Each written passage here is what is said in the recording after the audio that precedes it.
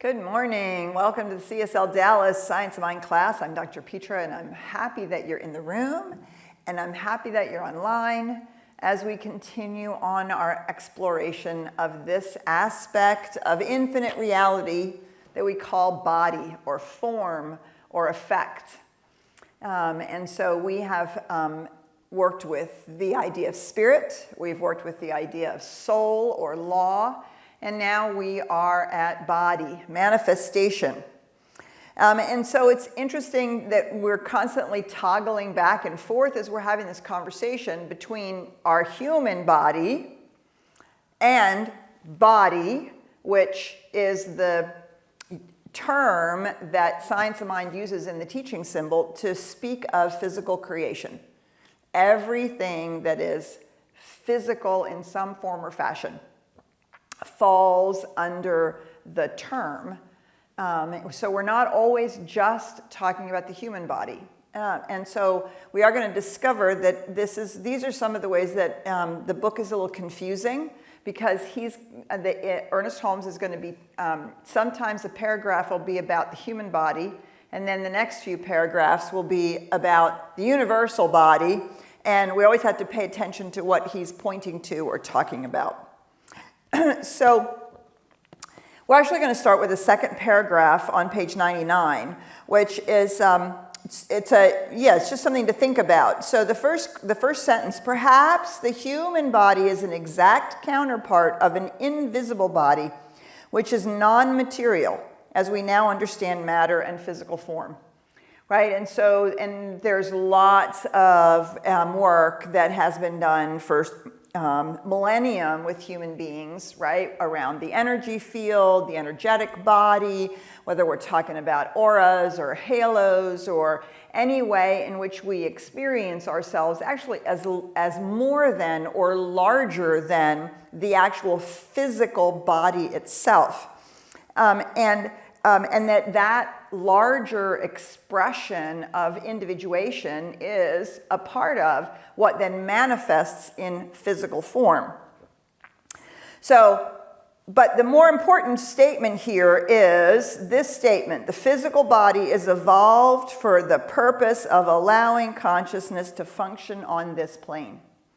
So over and over and over again, when we're talking about creation and the physical body, it is the result of evolution, the evolutionary push of consciousness to continually find ways in which to express and experience. But to express and experience means it has to be in form. Otherwise, it's simply the absolute ising. Just being. But there's no expression in the intangible realm of pure causal consciousness. And so all of evolution, whatever it is, 13.8 billion years since the Big Bang, right? All that process is the outpicturing of the push of life, of spirit, to express itself in form, and to allow the consciousness to function on this plane. Right? So we can get into a big conversation about multiverses and what they look like and all that. And so we just assume that the same thing is true there, right? Forms of whatever they are, whatever they look like, are also there to express life. This infinite impulse of spirit to become. Being isn't enough without becoming, without expression. The body is necessary to this plane, since only a physical body can we properly function here. Have you ever felt like you sort of melted into the experience that you were having, and then all of a sudden you feel like your body ceases to exist, right? If you have a deep meditation experience, a deep experience of oneness in nature, right? All of a sudden you're like, where do I end? Where does that start? It's kind of, it gets a very porous. Right, floating in water, right, and which is part of how we experience oneness and experience that larger reality beyond physicality, but you can't actually function. So I recommend to you, can't think of her first name, Taylor Bolton, Who knows the neuroscientist who had a stroke? I can't think of her first name. Anyway, Taylor Bolton, and she did a fabulous TED Talk, totally worth seeing. And then she wrote a book. She had a stroke, and she had a stroke on in the left hemisphere of her brain. And as a neuroscientist, while she's having a stroke in the shower and trying to get to a phone to call for assistance, to call 911, she's paying actually attention to what's going on, which is like phenomenal awareness. She's utterly paying attention. And then she starts describing the fact that she put her hand on the shower wall to keep herself from falling, and she could no longer distinguish the difference between the molecules of her hand and the molecules of the shower wall. That she was experiencing this integration of the underlying field, basically. And she talks about going to the phone and struggling to make the numbers on the phone separate from each other, because that's what we need to do. We need that to wander around in the space-time continuum, right? We need to be able to say, oh, that's a chair I can sit on. That's a wall. I can't sit on the wall, right? That's a person. And so the organ of physicality is required for us to move around in the space-time continuum. And when we lose track of that, right, it's really challenging. So that's why we say, and I'm going to say it again from last week, we say that we have a body, we have emotions, we have thoughts, but we ourselves are actually more than that. We're actually the essential impulse of life showing up uniquely as us. And we need those things in which to express and experience in this beautiful thing called creation. Ryan, I saw your hand. Yeah, I just want to shout out, it's Jill Bolt. Jill Taylor Bolton. Thank you for looking that up. And I put a link to her story in our Facebook if you guys want to check it out. It is phenomenal. It's so phenomenal. And it's just wild to be so aware that you can be paying attention to what's going on while you're in the middle of having a stroke. But that's what's her training as a scientist and a neuroscientist. And Jill Taylor Bolton, thank you so much, Ryan. Totally worth looking into. And then the last sentence, when the body is no longer a fit instrument, the soul deserts it and continues to function on another plane. What do we call that? Death. Transition into the next phase of life, right? And at some point, the body no longer functions. Or perhaps a child that is birthed and can't survive and has a short life, right? Something about the body is not healthy and it can't be fixed with modern medicine. The body ceases to be able to function. And we understand that soul continues on, just like all of us. And there is a constant desire for the individuated expression of life to express, just as there is a constant desire for the universe to express itself through form. And so we have come to believe that death is something we should fight, and that we die, it's a failure. It's either a failure of modern medicine, right, or it's a failure of our psyche, there's something wrong. And yet we understand that death is the natural outpicturing of the physicality, but has nothing to do with our essential self. It has nothing to do with who we are. And actually, there is a lot of agreement with when you think about people who have done an enormous amount of work, like the monks who can sit in the snow and melt the snow, right? They have enormous control over what we would consider automatic systems of the body. There is a certain amount of recognition that if we are conscious enough, we would actually know when it was time, and we could simply lay our body down and move on. But our medical science, with our medical factuals way of looking at the world right now, it's required that we need to die of something. So you actually need to have on your death certificate that you died of something. You can't just die of old age. It's really fascinating. And so my stepfather was alone for the last, I don't know how many years of his life. He insisted on dying in his house, which he manifested. And the neighbor found him. And if you die at home, the police come and they take you away. And they take you to the coroner or the medical examiner because they have to decide what you died of. Now, my stepfather was 96. And he definitely was evidencing some symptoms of cancer. He'd gone through a radiation and chemotherapy treatment. And his body was done. And so he just didn't wake up that morning. But they literally had to take him to a medical examiner, the body, to a medical examiner to decide what he had died of. And it's really fascinating that we have, in our culture, we've come to this place as if we would expect or want our physical bodies to last forever, right? Because I think if we live in an unlimited universe, why would you want to stay here for infinity, forever, right? Surely there are all kinds of other things and places to explore and express in as we move along in our life experience.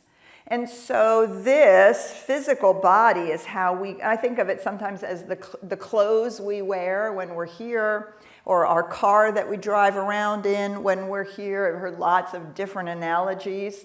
And it also has intelligence of its own because it was an organ that was grown to house consciousness. So that's why our cells are so intelligent. Healing is native to the physicality of our bodies. It knows how to heal itself given the right environment, right? And the whole system evolved. We have the reptilian brain, the limbic brain, the cerebral cortex, all of that evolved to become an organ in which consciousness could awaken and be revealed. So the body itself has its own innate intelligence because it's an expression of the infinite expression, right? All of this body that we're talking about. And so to go on, to say that the body is unreal is a mistake. In Science of Mind, we do not believe this is an illusion. This is a real experience. It's just not the only one.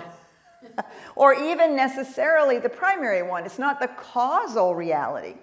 But we do not think of this as an illusion. We don't think of our bodies as an illusion. When you have a pain, it's a real pain. It's not just because you have it because somehow you created it in your mind. Yes, there is such a thing as psychosomatic pain, but there is also real pain. When you stub your toe, it hurts. And we would never say, oh, well, that's just in your mind. Just believe that it doesn't hurt and it won't hurt. Maybe you can do that, maybe not. But your body is registering through the intelligence that it has. Stop stubbing your toe, because when you stub your toe, it hurts. Or as I did a few years ago, I jammed that toe so hard into the corner of the door that I broke one of the one of the toes. And you have that pain for a reason. Don't do that. Okay, now you have to be careful. It's got to heal. All of that is the intelligence of the body, right? Sending signals and keeping us aware and present and paying attention, and also to do what we need to do to heal. So we do not believe that it is a mistake or unreal. That is unreal. It is real, but it is an effect. This we talked about, we hammered in on last week. The body, whether it's our body or whether it's the physical creation, is always an effect. It is the outpicturing of something. It only becomes causal if we make it causal. Right? If we make it causal. So right now, I'm making my healing collarbone and the fact that I have to wear a sling, I am definitely making it causal in my life. Right? All the ways that I'm frustrated about it, the ways that I can't believe I have to put my sling on again, all the ways in which I claim that it is limiting me. Do you see? I have made this causal. every time, and then I have to do my work. It's all right, it's healing, it's doing its thing, it'll be okay, I can do what and what am I doing? I'm shifting to be myself causal, as opposed to continually allowing this to be causal in my life. It does, of course, impact me, right? I was just saying to Willie, it's really hard to dry your hair with only one hand and try to figure out how it's supposed to all work, right? And so there's certainly an effect, but do you see, it's only how I hold it that makes it causal. And so our bodies and the physical universe is always only an outpicturing. It may yet be proven the mind completely controls the body. Lots of evidence, psychology, lots of spiritual people and lots of monks and lots of people, studies and all kinds of outpicturings that are proving that the mind has an enormous amount of control of the body. And again, it no way contradicts the reality of the body nor the experience of pain and sickness. So we do not say there is no body. We do not say that. We don't think it's an illusion. We don't think there's anything wrong with it. It's lovely, because how else would you enjoy a nice meal or a great kiss or a beautiful sunset if you didn't have a body, right? We wouldn't be able to express or express our love to a grandchild or create a beautiful piece of art or do what it is that we're here to do in the world. Okay, so yes. And the last paragraph talks about that. Psychology has shown how much this is true, right? And as I said, the people who have, we have lots of documentation of people who can slow their heartbeats down and who can melt snow or sit in the cold or all of these kinds of things, all these sort of automatic actions of the body. And this is also the way in which we assist in the healing, is to recognize that we can deliberately work with aspects of a healing process and intend for it to manifest in certain ways. So the last book I'll recommend before we open up for conversation is Terry McBride's book called The Hell I Can't. And it is his story of having an incredible issue with his body. I can't remember what started it, but he ended up in the hospital. He ended up with a horrible infection, and they literally opened him up in the front and in the back and tried to get it all out of there. And he had a bag, a colonoscopy. He had a bag. I can't remember what that's called. And thank you. And so, and his healing journey is amazing. And he talks about incrementally, one test number at a time, healing himself. It's extraordinary. So he finally says to the doctor, what do I need to have this thing go away? And the doctor said, it's not going to. No, that's not what I asked. What do I need? Well, you have these numbers here, this is okay. This number here, this is what says you're never going to not have it. I don't remember what the number is of what test, whatever, right? And he said, what number does it need to be for you to do the surgery to take that bag off and close it back up again? Okay, well, I'll give you a number if it were somewhere in this range. And sure enough, he did the work, and he kept asking to be tested, And when that number hit that range, he said, I want that surgery. And sure enough, and now he was told he would never walk, it's real, and it wasn't miraculous. It was one number at a time, because that is the idea of mind over matter, right? And usually we say, oh, well, there's the numbers, there's nothing I can do about it. Right? So that's it's, and so if you are on any kind of a healing journey, especially a really significantly one that feels very challenging to you, it's an amazing book. He's an amazing man. I've known him for years, and yeah, it's really an extraordinary thing to see him piece by piece by piece by piece do this work. My body is an effect, therefore I can change these things. All right, so we're going to stop there. We didn't quite get to the section we said we were going to get to, Ryan. Sorry. So The lies. or the over ambition. Yeah, you're making me look like an over-ambitious person on Facebook here. It's all good. So with that, good morning, Dr. Petra, and good morning to everybody here in the room with us, and good morning or good evening, depending on where you're at on Zoom and on Facebook Live. We're so glad that you're in community with us today. And as Dr. Petra was mentioning, this is a conversation, so we always love to get questions and comments from our audience. And for those here in the room, the ones I'm waving to, you'll be on camera here with us today, so if you wouldn't like that, you can always move over here to our non-camera section. And if you have a question, please feel free to just raise your hand, and I have our magnificent volunteer extraordinaire, Patrick, and I have our awesome, amazing Richard to my right over here on the camera. So I always want to give them a shout out too. Mm-hmm. And yes, exactly, Absolutely. give them a round of applause. Yay. That's right. Yes, and so for the folks here that are on Zoom, you can hit the raise your hand icon located down below. And for the folks all over the globe, I see Alan with us. Yay! Yes. I'm so happy to see He's you. somewhere out there in the world, floating Wherever around. you are in the world. So we're glad that you're here with us today all over the Wow. globe. And you can put your questions and comments in the chat as well, and I'll bring that into the room.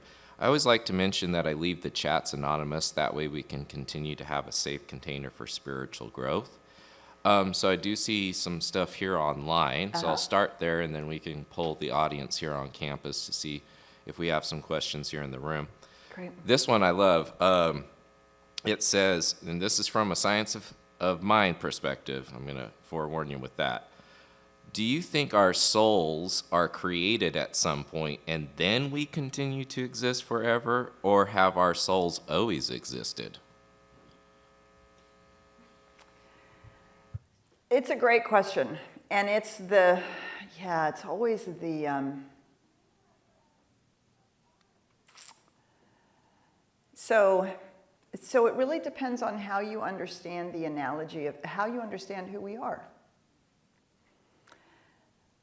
The hardest thing to get our minds around science of mind is that we are not creations of God.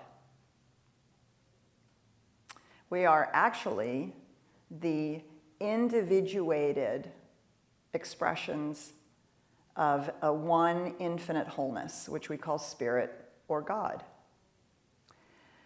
And this is something that it can be really challenging to bend our minds around. So in the science of mind, there is one way of understanding that we don't actually have our own individual soul, separate from the infinite. The sense of separation is required for individuation to happen.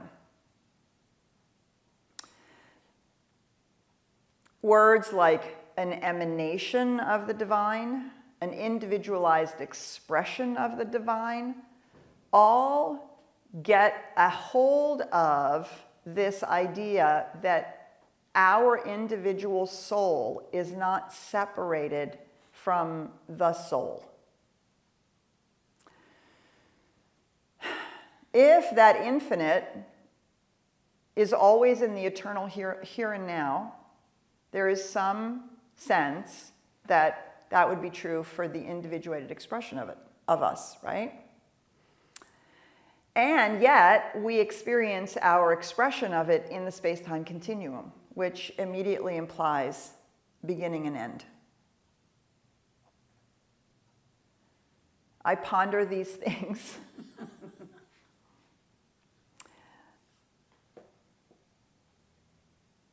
So if we were to take an analogy, the largest organism, single living organism in the world is an aspen grove that covers some ridiculous number of square acres. An aspen grove is a single entity. And it looks, as you walk among it, like individual trees. But they all grow out of the same root system. The roots just continue to spread and they continue to put up individual trees. Those individual trees are having individual experiences. Bear comes along and scratches on one, but not the other. The insects come along and, get into one, but not the other. One of them dies, but not the others. And so they're having an individuated experience. We could look at the tree and say that's an individual tree, and yet its life is a continuation of the life of the whole. When that life started to grow an individuated tree, would we say that's when the soul of that particular tree was born? To some sense, yes. And in some sense, no. It's just the continuation of that life. I don't think these are questions that we can answer with words. I think these are the things that you take into your meditation and you contemplate them. You look for analogies, you look for things in physicality that help you imagine this paradox of one and many. That's why so many spiritual teachers use the drop in the ocean, right? You can see an individual drop. It has all the properties of the ocean. And if you put the drop back into the ocean, it appears to disappear, right? But you can also extract it again as a drop. So that was the long answer. The short answer is science of mind has no answer to that question, and truthfully is not interested in that question. Science of mind is interested in the question, what are you doing with it now? And all of that will take care of itself when we're no longer confined in the limitation of this particular organ. Which is why in the meditation experience, the mystical experience, we sort of pop out of that limitation and we start to intuit something larger, something more. That is the best I can do at the moment. All right, so we have a comment here in the room. Okay, I'm Willie. I watched a movie the other night, and I can't remember the name of it. It was a documentary, and it said that we're all connected on the soul level through entanglement. Mm-hmm. So, just that. Yeah, and right? And then one other thing. I realized last week I had this epiphany that for 50 years or more, I have made a car accident causal in my life. And how am I going to undo that? That's what I've been just like on all week. Awareness, I realized that. Right, and that awareness, you are 50% of the way there. Wow. Yes. And that's what we do. We make our traumas, our accidents, we make them causal. Yeah. Yes. They told me all those things like she's not going to survive, she'll never walk again, and I said, I'll show you. Mm-hmm. And I did all of that. Right. But I still made it causal. Yes. Because now things pop up and I go, oh, it's because of that. Yes. Right. And you are 50% of the way there to it not being causal because you now have that awareness. right? Without that awareness, there's nothing we can do about it. There's nothing we can change. We continue to make it causal, right? But now, every time you have that thought, you have the opportunity to say, but in spirit, that's not true. Spiritually, that's not true. Spirit as me is not hampered by that, right? There's lots of ways that you can then move your consciousness to that causal realm and keep affirming that causal truth. But you are 50% of the way there. Okie doke. Yes, very cool. Thanks for sharing that, Willie. It's really awesome. Thanks. Okay, Patrick's going to come down. And I saw we have something there on online, Ryan. Yeah, Marjorie, would you like to go ahead and unmute yourself and join us?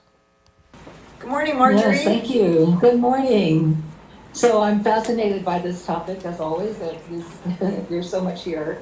And it also kind of relates to the first question that was posed about consciousness and of the soul. And that first sentence that we looked at today, I believe, said, perhaps the human body is an exact counterpart of an invisible body, which is non-material, as we now understand matter in physical form. And so I think he kind of looks at it right there. He's sort of addressing it a little bit there, from my perspective at least, that the human body is a manifestation of something that already exists in the invisible. Absolutely. And so I kind of also, then I'm just going to put in my own understanding there that I believe that if that's true, then I think the soul is also, from my perspective, an individuation in the invisible realm, because I have personal experience of being able to communicate with those on the other side of the veil. Right. I can sometimes actually hear their voice, and feel that, in my own physical body. So yes. I think that also the question comes up for me about creation, because there's an intelligence that knows how to create, but I think there's an intelligence that knows how to dissolve, there's an intelligence in the body and the soul that knows how to die. Oh yeah, absolutely. And absolutely. I think that's an important part of this cycle, that it's not, creation is not complete without the capacity to know how to leave and how to dissolve and how to. So I think that, that can be, that analogy, or that can also be, at least for me anyway, it's important to kind of think about even just an example of a seed going into a plant, going into full blossom, but then the rest of that's only like half of the story, because the other half of the story is knowing how to gradually decline and go on to the next iteration, whatever happens next. Right. But I Beautiful. just think yes, absolutely. I really, right.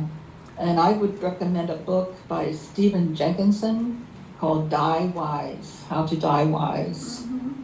Beautiful. And he's really an excellent person about the whole death process. Lovely. Thanks, Marjorie. Yes, absolutely. Right. And that's, we get that wisdom from the Hindus, Brahma, Vishnu, Shiva. Right? Brahma is the impulse. We call that spirit. Vishnu is the preserver. We call that the law, that which continually unfolds creation out of that impulse. And Shiva, which is the release, and I would say not of the soul, but of the physical form, so that new forms can be taken. Right? In the science of mind, we understand that, actually it's the next chapter that we thought we might get to, that which changes. Right? Well, the absolute is changeless, the soul. And that's the other problem is when somebody asks the question, is your soul before you were born and after you die? In the science of mind, we use the term spirit to mean what you mean by soul. Right? And so we don't talk about your soul, we talk about your essential spirit. We talk about spirit as you, the essential spiritual being that you are. So sometimes the semantics can really trip us up. And so in the science mind, we use soul in a very technically particular way, which we spent a number of weeks on. If you want to go back and listen to it, or go back and read it in the book. But we do not use soul the way that question was formed, the original question that was formed. We would ask, was your spirit before you were born, and will it be after you die? And the answer to that is yes, because that is the expression, that is the impulse. The expression is the physicality, and it comes into being, grows, evolves, begins to release, and then is gone, right? That's true whether we're talking about the universe as a whole, or whether we're talking about ourselves physically, or whether we're talking about any physical manifestation, right? Everything has sort of a growth curve. And we want it to be, it's a modern point of view. Modernity has taught us infinite progress. And so we want to infinitely move forward. And we forget that infinitely moving forward means at some point we actually have to release this body so that we can move forward on to whatever is next. And if we don't release this body, we can't do that. And so we would not use the term soul in that whole conversation. We would use the term spirit, our individual, our essential self, our individuated expression. And we call it spirit, our spirit, as if it were something separate, right? Because otherwise it's really impossible to talk about. Good. All right. Anything else out there, Ryan? Anything? I think we're inching our way along to the next chapter. Okay, perfect. So that is, right, that's the next point. That's only absolute being, only that which is intangible, which is the impulse, the causal reality, is the only thing that doesn't change. The soul is the servant of the spirit, right? We talked about it as the law. It's the process through which being becomes.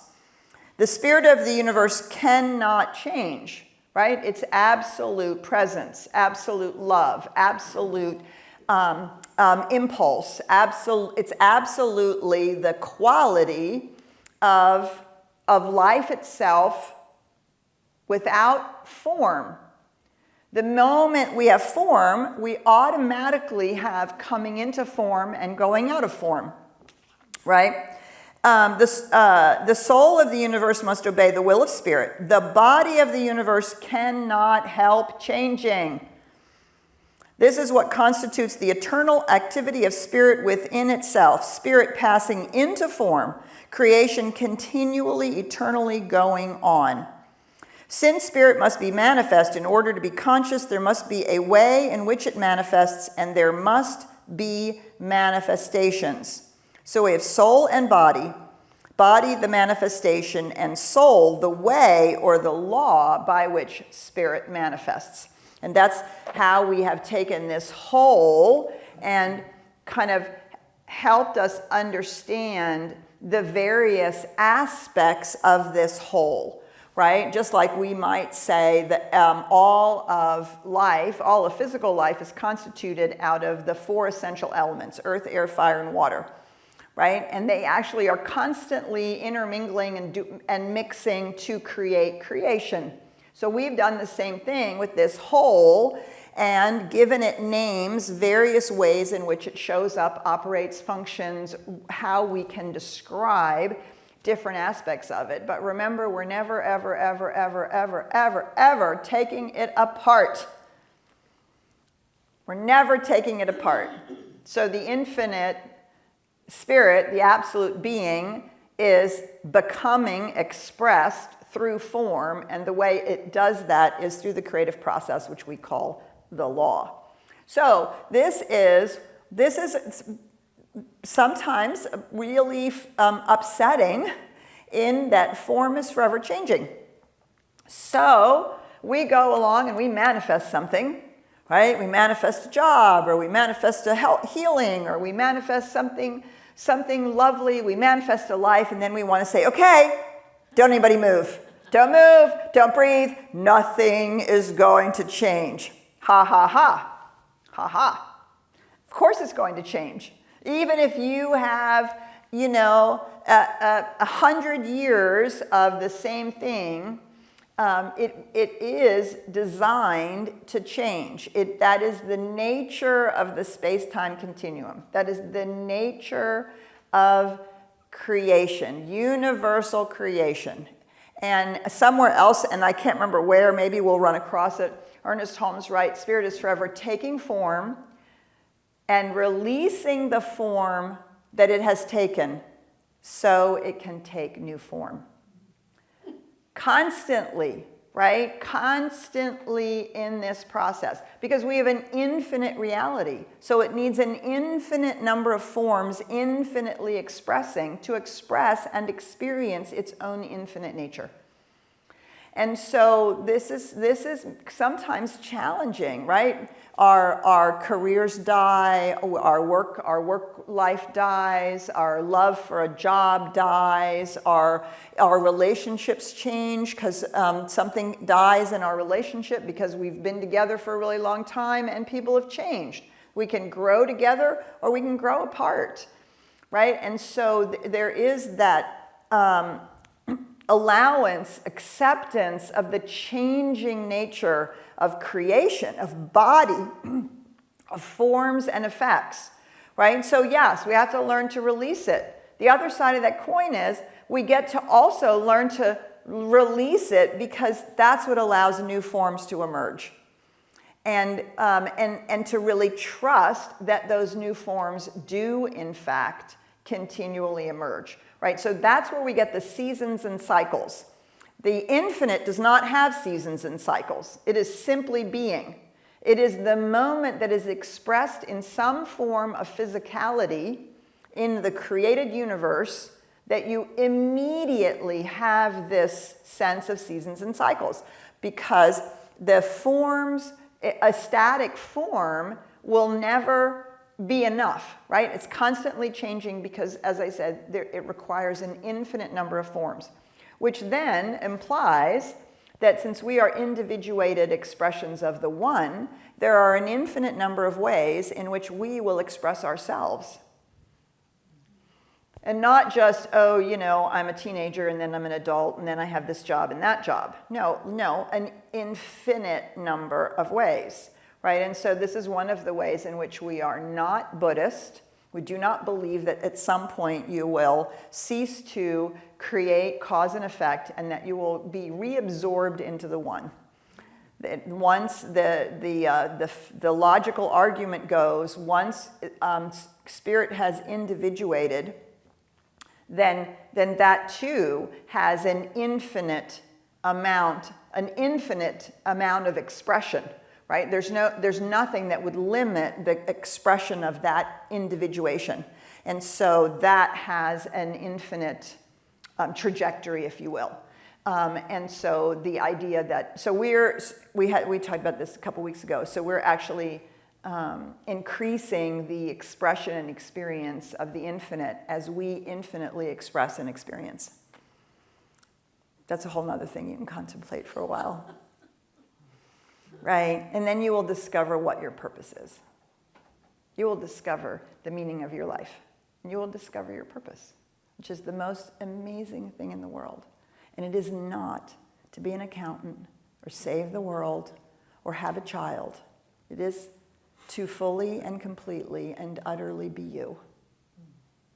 And to express that to the deepest, most infinite way that you can. Because then you are adding to the infinite life. And without you, the infinite is missing something. As the waves crash upon the shore, so are the days of our lives here at the Science of Mind class with Dr. Hey, are you laughing at me, Ryan Brown? No, but that's a great analogy for it, right? It is. It is a great analogy. It's true. I just wanted to pop in because we have a lot of fun things going on, and before we end out today, I wanted to make you all aware that we have a special Easter celebration that's going to be happening this upcoming weekend, and somebody's birthday's on Friday. Yep. I'm not going to say who, the person on camera. So if you're here in Dallas, please join us in person on Friday for a special birthday party, and please join us all over the globe for our special Easter celebration. And then I have a lovely person here who shall not be on camera, but shall be in voice, Carol Merlot, who's going to be teaching an amazing class that's going to be coming up here. I put a link inside of the chat, and it's from Whence We Came. And that is a deep dive on the history of New Thought and the science of mind. So that's going to be starting this next week. You guys need to join us. And it's online only, just heads up for those who show up here in person. You'll be on your computer here in person. Right. So it's a great opportunity for all those who are online everywhere to come and be a part of our community, learn and grow and celebrate here with us. So that's all I wanted to say. Beautiful. Thanks, Ryan. All right, so continue on in your reading, continue exploring it in your consciousness, spend some time in meditation contemplating these things.